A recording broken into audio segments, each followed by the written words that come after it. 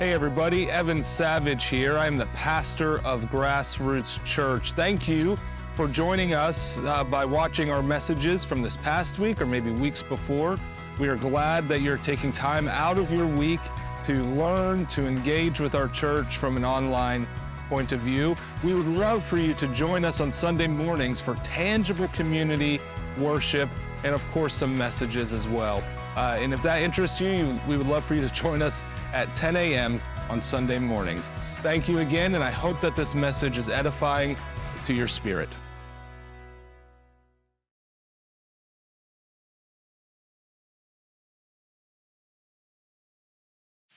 We are continuing our series called Go And, where we're talking about disciple making. We're talking about what it looks like to make authentic and real disciples of Jesus. And we began this whole series talking about the glory of God, what it looks like to glorify God. And I love in John chapter 15, Jesus kind of says, this is how God the Father is glorified, that you are my disciples. And this call that we get at the end of Matthew to go into the world to make disciples of all nations, all people groups, baptizing them in the name of the Father, Son, and Holy Spirit, and to teach them to obey everything that he has commanded. Last week, so if you missed last week, there was a sound issue with the video. And so that's the reason why if you're looking for it online, it wasn't there. It's really hard to hear. So I just want to do just a really quick, Craig, can you come up and preach? No, I'm just kidding. Really quickly, just a review of what last week Craig talked about the centrality of authentic and real relationships to disciple making. That before you could even get out into the world and before you start spreading the gospel and making disciples, you have to recognize that center of a disciple-making endeavor and truly center to a Christian life is authentic and real relationships with other people. Specifically, when in regards to church, I think a lot of times church, we've talked a lot about this, that we have tried to program our way through ministry, right? And a lot of times that kind of removes relationships from the equation. Small groups, youth groups, kids things, VBS, Sunday morning gatherings, first service, second service. We've tried to over-programatize our way through spreading the gospel and making disciples. But disciple making, and all that really does is create a pathway of information transfer, where we're just transferring information from one brain to another. But disciple making isn't just about telling someone about Jesus. I think a lot of times we have conflated this idea of evangelism with disciple making. And disciple making is the thing in which evangelism is supposed to happen. So I think we've kind of separated those two in our brains, when in reality one is a distinct part of the other. But disciple making isn't just about telling people about Jesus. There's a passage where Paul talks about how he has become all things to all people so that he might reach some, right? We might have heard that before. We've taken that and kind of blown that up into a grander scale for church. If we could gather a whole group of people, a mass of people into a room, we might be able to reach, statistically, we might be able to reach some. And that's not really what Paul is talking about. Paul is actually talking about relationship. I've made points of contact with other people that I might be able to reach some of those. And there's nothing inherently wrong with, I would call it, evangelism en masse. There's nothing really, the church has always done that. Jesus spoke to crowds, Paul spoke to crowds, Peter spoke to crowds, the great church fathers from back in the day spoke to crowds. You hear about John Wesley or Jonathan Edwards or Francis Asbury speaking to massive crowds of people where they would come from towns and villages from around to hear them speak. That's always been a part of the church, a crowd, a mass gathering. But it's also not necessarily the method that Jesus chose. Jesus, in fact, anytime there was a crowd, if you look, anytime like the crowd gathered around Jesus, Jesus is teaching, Almost always he ends his set of teaching with something that he knows the crowd is going to hate. Pick up your cross and follow me. You must hate your father, your mother, your brother, and your sister. Like he always says something to the crowd where they're like, never mind, right? It's always something where that he kind of forces the crowd to say yes or no in the moment. And at the beginning of the discipleship journey is we have to realize that making a disciple isn't simply about telling someone about Jesus, it's about investing into the lives of others with Jesus. You see the difference there? Making a disciple is about investing in the lives of others with Jesus. And it really does truly begin with an understanding about real relationships and how essential they are.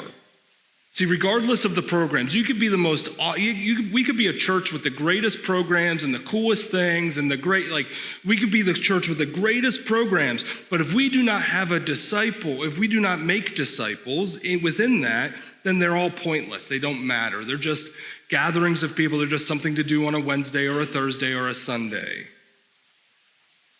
And so today what I want to do is I want to talk about where do we begin? How do we begin making disciples? I think that's a big question we all have. Okay, I get the disciple making thing, but where do I begin? How do I begin it? Like, what are some key things in which I could do practically that will help me make disciples of Jesus? And so there are 3 steps these things build. You cannot do one, you cannot skip over one. You must do all 3 of these steps to begin a discipleship journey. And I'm taking these straight from the rhythm and the life of Jesus. So if you have your Bible this morning, our main text is going to be John chapter 1. We read this all the time, but this is really going to give us the essence of how Jesus did and the method and the mode in which Jesus operated in the world. So John chapter 1, verses 1 through 14, John writes this. In the beginning was the Word, and the Word was with God. The Word was with God, and the Word was God. That word, it's a Greek word, logos. It could also be translated as reason, and has been translated as reason in many other contexts, specifically in Stoic philosophy. Logos with Stoic philosophy is kind of the central idea of Stoicism, and they often would translate logos as reason. So this, you could rightfully read this as in the beginning was the reason, and the reason was with God, and the reason was God. Right off the bat, John is telling us who Jesus is, that Jesus is the reason for all things. It's about to be Christmas. He's the reason for this season. He's the reason for all things. Continue on. All things were created but through him, and apart from him, not one thing was created that has been created. In him was life, and that life was the light of men. The light shines in the darkness, and yet the darkness did not overcome it. There was a man sent from God whose name was John the Baptist. He came as a witness to testify about the light, so that all might believe through him. He was not the light, but he came to testify about the light. The true light that gives light to everyone was coming into the world. He was in the world, and the world was created through him, and yet the world did not recognize him. He came to his own, and his own people did not receive him. But to all who did receive him, he gave them the right to be children of God, to those who believe in his name, who were born not of natural descent, or the will of the flesh, or of the will of man, but of God. The Word became flesh and dwelt among us. We observed his glory, the glory as the one and only Son from the Father, full of grace and truth. Verse 14 is really what Jesus is all about. And this is where that's kind of going to be the verse that we are going to rest in, because the Word became flesh and dwelt among us. That word becoming flesh, that is a Latin word where we get the word incarnation from. Becoming flesh is what that word actually means. And so it's essentially God became flesh. God incarnated himself into the world and dwelled in the world. Jesus chose to do his mode of ministry was in the flesh, was person to person. And so disciple making and through Jesus, world change happened in these 12 little relationships he had with like these teenage boys. And that changed the course of history for forever. There's a great quote by Daryl Guter. I keep wanting to say Gruber. It's Guter. He's a missiologist from Princeton Theological Seminary. And he says this about the incarnation. He says, "We arrive at the concept of incarnational witness as one way of expounding on the character of our missionary endeavor. In the incarnation of Jesus Christ, God revealed himself as the one who is with and for his creation. Now, as the risen Lord sends his Spirit to empower the church, we are called to become God's people present in the world, with and for the world, like St. John pointing always to Christ. The most incarnational dimension of our witness is defined by the cross itself, as we experience with Jesus that bearing his cross transforms our suffering into witness. Incarnational witness is, therefore, a way of describing Christian vocation or Christian work in terms of Jesus Christ as the messenger, the message, and the model for all who follow after him. To speak of the incarnation missionally is to link who Jesus was, what Jesus did, and how he did it in one great event that defines all that it means to be a Christian. Who Jesus was, what Jesus did, and how he did it is truly what it means to be a follower of Christ. So today there are 3 steps in how we can learn to be a people in the flesh, an incarnational people, a missionary people in and around our city as followers of Jesus, as disciple makers. So 3 things. The first thing is this.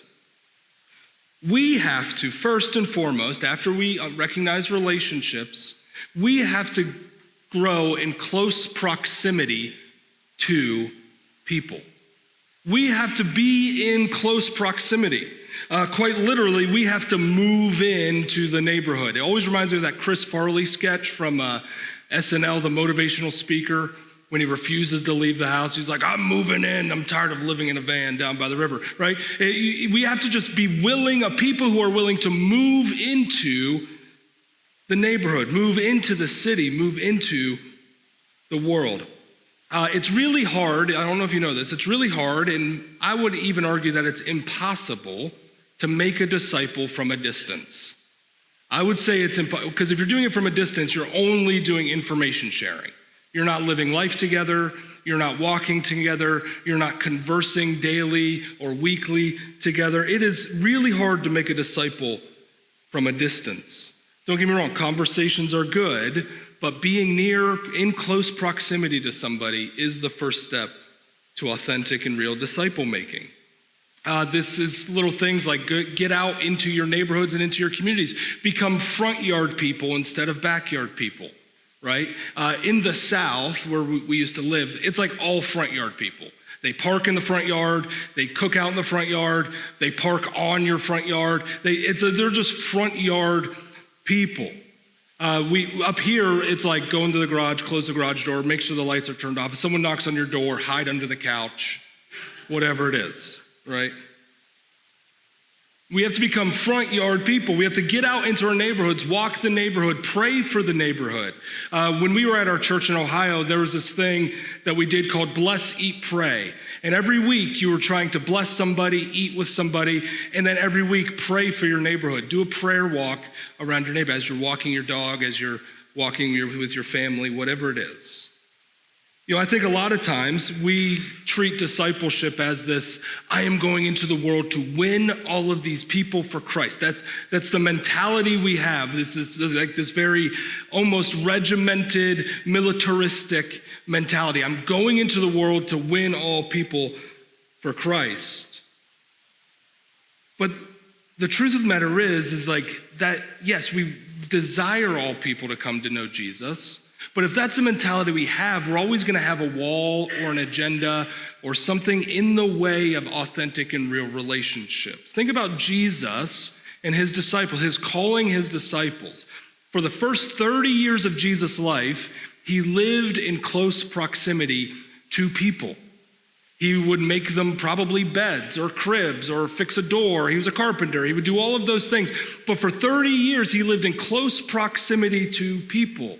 And when he started his ministry, when he started calling Peter and James and John in the sailboat, anybody ever sing that song back? Nobody? Okay. Anyhow, when he started calling his disciples out, they weren't like, okay, let's follow the Messiah. It's like, no, let's just be in close proximity. Let's see what this guy is all about. They had really no idea who Jesus was at the time. I think the church as a disciple-making entity, especially in America, has failed in this proximity thing. We have failed in this thing. Sure, I get it. Churches exist in towns, but churches primarily only exist within their four walls. And when they do go out into the community, it's usually, and don't get me wrong, churches do good things. And when churches do go out in the community, it's usually some sort of service project or outreach endeavor, which are inherently good things. They're not bad things at all. But if that's all of your proximity to people is just doing, being do-gooder type things and not building relationships and caring, then it kind of is pointless. See, without disciple making, really anything we try to do as a church, without authentic and real relationships and making disciples, anything we do in the city or for the city, really we just become like any other nonprofit organization that does good things. We're quite literally giving, the story of the woman at the well, when Jesus says, this water you will grow thirsty again, but the water I have, you will never grow thirsty again. When all we do is service, we are giving them water that's going to make them thirsty, food that's going to make them hungry. We're not even offering the bread of life. And so the first thing we have to do is grow in our proximity, our nearness to. Think about a missionary when they go to a foreign land. A missionary, this is what a missionary does not do. A missionary does not move to,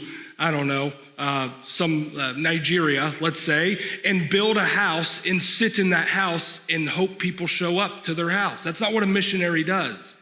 A missionary goes into a village or a city in Nigeria and they learn the language, they get a job, they start having relationships with other people, they build community around them, and through that, their missionary work takes place. But they engage, they actually move in and grow, and first and foremost, in close proximity too. So the first thing, you have to be in the city. You have to be in the neighborhood. You've got to be in the world. You can't just sit and wait. We can't just sit and hope people show up to this thing on a Sunday morning. We have to be in close proximity to other people. And then after that, once we are in close proximity, we begin to identify with other people. So the second step is identification with. Philippians chapter 2, verses 5 through 8. Adopt the same attitude as Christ Jesus, who existed in the form of God, did not consider equality with God as something to be exploited. Instead, he emptied himself, some translations say humbled, but he emptied himself by assuming the form of a servant, taking on the likeness of humanity, and when he had come as a man, he humbled himself by becoming obedient to the point of death, even death on a cross. After we are in close proximity with others, we then grow to be able to identify with other people, identify with our neighbors, identify with our coworkers, our family members, whatever it is. We begin to share in real life lived experiences. One of the reasons why a few weeks ago I asked you all, hopefully you did it, or are currently working on, I asked you all to work on a timeline of your life. And to come up with the good things and the bad events in your life, good events and bad events. Why? Because when you know your story and somebody else is sharing their story with you, you will find points of connection, undoubtedly, that you can kind of begin to create a relationship out of. I hang out with Philippe almost every week. There are not two people who are more different than Philippe and I. But we find points of connection in which we have built a pretty strong relationship around. There's no world where Philippe and I should be friends. Culturally, he's shaking his head, yes. It's a reluctant friendship. But once you know your story and you are hearing their story, you begin to be able to understand those things. I'd be able to identify with other people. A better term for this might be empathize. We can begin to empathize, placing yourself within the stories and in the shoes of other people, being able to understand. Going into this over the next 9 days, we know what's happening in the next 9 days. One of the things that we'll talk about this a little bit next week, but be able to see other people as human beings instead of anger and hateful people who disagree with you, right? Being able to empathize with others and knowing our stories creates those points of connection. One of the things that the Western church as a whole is not good at is contextualizing ministry. As Americans, we like cookie cutter things. We like cookie cutter restaurants. You walk in, there's a hostess, they seat you at it. We like chain restaurants. We like big box stores like Walmart or Target. We like churches that look and feel the same. And it's not just big fancy churches with fancy stuff. It's also your mainline church. You walk into a Lutheran church, you've been to a Lutheran church. You walk into a Presbyterian church, you've been to a Presbyterian, so on and so forth. There's some variation every once in a while, but largely they're very cookie cutter. They're very rote in a way, including us. Like, this is familiar church territory. It's not unlike anything else, really. But we like cookie cutter church. We like cookie cutter pastors. Pastors who look a certain way, talk a certain way, present themselves a certain way, act a certain way, behave a certain way. One of my favorite things is when people find out that I'm a pastor is like, I love, like, you're a pastor? I'm like, yeah, I'm a pastor. I mean, I'm also just me. I'm a dude. Like, it's not like I transform or whatever, you know? But we like cookie cutter pastors. We like it. It's easy for us. There's no contextualization. We like the programs that we have and the classes that churches have. We like it, but there's not contextualization there. I was talking to a friend who there's a church in a very, very unchurched place, non-church, not even It's not like people never went to church. And their method of ministry has been to do something that works really well in Birmingham, Alabama, which is like the most churched place on the face of the planet. It's like Mecca for Christianity in terms of the population of church people. And I said, you can't do ministry like that where you live. You can't do it. It's not going to work. Nobody wants it. It's weird up there. You got to be able to contextualize your mission. And how do we do that? Is we begin to identify with the people around us. Begin to know the needs, the wants, the desires, the lifestyles, how do people go to work? Where do people work? How do people live? What do people like to do? What are your favorite bars or breweries or coffee shops or, I don't know, other things, movie theaters? There's only one, but, what do people do? Begin to identify with those people. One of the things that Jesus was amazing at, and this might be the reason why we don't like to go into the world. Jesus was able to identify with people he interacted with without sacrificing his holiness. I think a lot of times we are too scared to go into the world because we are too scared to be influenced by the world, rather than being secure enough in our faith to be the influence in the world. I think we're too often, are we just too scared that I'm going to be influenced negatively? They're going to pull me away from my faith, rather than like, no, I'm going with the Spirit of God in full security, and I'm going to go into the world, and I'm not going to compromise his righteousness in the process, right? So identifying with people means equalizes, or we could equate that to contextualizing our ministry. Every neighborhood in this town is slightly a little bit different. Every church is a little bit different. Every place that people hang out, there's different people there. Contextualize, understand, be in close proximity, and then begin to identify with those people. Which leads me to the fourth thing, and probably the most important. After you are in close proximity, or the third thing, after you're in close proximity, and then you begin to identify, eventually you will begin to be present with others. Really, truly present. Let's go back to that verse 14. The Word became flesh and dwelled among us.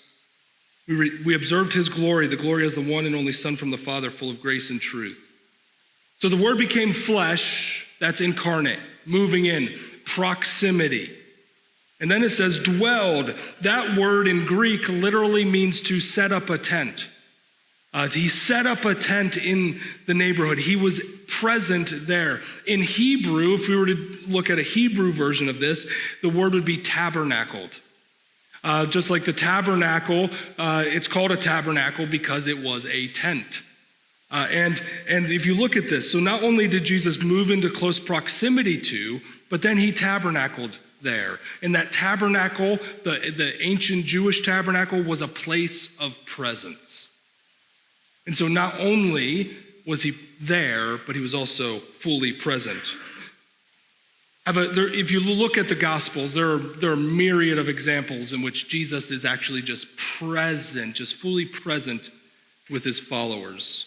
In John chapter 3, verse 22, after this, Jesus and his disciples went to the Judean countryside where he spent time with them and baptized. It didn't say where he taught them these big, intricate theological ideas. No, where he spent time with them and baptized. One of my favorite stories is this in Luke chapter 10, because I think this really speaks to the church as we currently exist.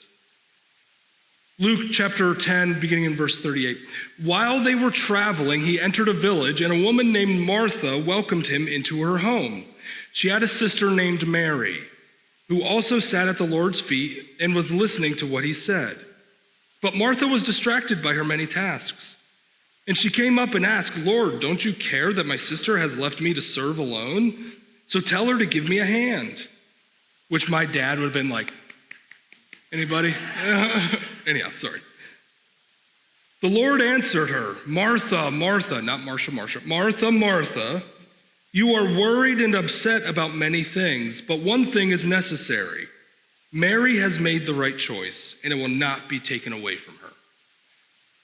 There's so much, again, there's so many passages that you could just do many different sermons to, but I often tend to think, a little side sermon here, I tend to think that we are, far too often, we are Martha as church in the United States. Task, task, task, task, task, task. We have budgets and butts and youth groups and small groups and Sunday gathering planning, and we have maintenance stuff. We have all of these things, and we're moving and we're moving and we're moving. And you almost think about Jesus sitting there saying, will you just sit down? I am trying to be present with you, and you seem to have zero desire to be present with me. Right? I am here. You're doing all this stuff. Thank you for doing all this stuff for me. I appreciate it, but I'm trying to dwell with you. Will you just sit the stink down? It's like my wife at night. Just sit down, please, for goodness sakes. And you look at these two examples from the gospel. I think Jesus' main method or main mode of ministry was simply his presence. He was present with people. Another great story is the story of Zacchaeus, who was a wee little man, and a wee little man was he. Jesus is going to, there are a bunch of crowds, right? He's walking into the city. There are a bunch of crowds looking for him. Zacchaeus, who was a chief tax collector, right? So he had little tax collector minions under him, and Zacchaeus was the boss. But he couldn't see because he was short, is what the scriptures say. And so he climbs up a sycamore tree, which, by the way, is still there. You could go visit that sycamore. They last for forever, apparently, but it's still there. You can go see it. And Jesus sees Zacchaeus and says, Zacchaeus, like, hey, I'm going to spend time with you today. Like, all of these religious people, awesome, love them. They're worshiping me. All you want to do is see what I look like. I'm going to your house, and I'm going to be present there. I am actually going to be present with the one who is furthest from me, rather than just the religious people. I love the quote Make your religious friends uncomfortable by the people you hang out with. It's like one of my favorite quotes. I think it was Alan Hirsch who first said that. Make your religious friends uncomfortable by the people you hang out with. You see, Jesus wasn't so concerned about what he looked like to the Pharisees and the Sadducees and the rabbis and the scribes. He was concerned with people experiencing the fullness of the presence of God. Whether you were a tax collector and despised by society or the high priest and worshiped by the society. It was to experience the fullness of the presence of God. It's one thing to be close by somebody. It is a completely other thing to be with somebody. And so disciple making, where do we begin? We begin by, well, we have to be close, first and foremost. Then we have to have some empathy, begin to identify with other people. And then we have to be present. We have to slow down enough to be present with one another and to be present in our culture and to be present in the world. We have to slow down. I think, the Christianity, the church has for a long time been considered a countercultural force. And it's easy to be countercultural to like the loud blaring things that we see on news. It's easy to say, I disagree. That stuff is easy. But when you actually look at what is the most countercultural thing us as followers of Jesus can do, it is to slow down. It is to say, that's the pace of the world. I am going to go at the pace of Christ. Remember that 3 mile an hour Jesus. I am going to slow down. So people can look at me and 1, think you're weird. 2, maybe they might think you're lazy. Who cares? And 3, they might just be like, what's your deal? And eventually that could open up to more conversations. A C.S. Lewis quote I grew to love is this: if everyone is running towards a cliff, the one person running the opposite direction is going to look crazy. So if everybody is running towards a cliff, if everybody is operating at a pace or in a way of life, a manner of life that is just unhealthy, or maybe they're believing unhealthy things, or maybe they're doing unhealthy things, if that's where the world is going, the one person or the group of people who are going the opposite direction, guess what? The world's going to hate you. Jesus promises that. And you're going to look crazy. Church, to be present, you can't be present at a million miles an hour. You can't do it. I think Craig and I were talking about how, like during the American Revolution, like how they sent messages like across the sea. It's like, King George, shall we attack? Send this off. 4 months later, yes. Right? But it was a different method, different mode of life. If we were just to slow down and become a people of presence, not a people of productivity, then the Spirit of God can truly move in and through relationships. We don't always need to be productive. We don't always need to be doing something. We don't always need to produce. We don't always need to achieve something. Again, Jesus is sitting there like, can you just sit down? I'm trying to be with you. Will you just be with me? So we have close proximity, we begin to identify with, but the most important thing in disciple making is be present. Sit down with somebody for as long as they want to sit down and talk. Sit down and invite people into your home and don't force them to leave once the kids go to bed. Just allow the presence to be there. Don't fill up your schedule hour by hour. Allow room to be present. Let's pray together.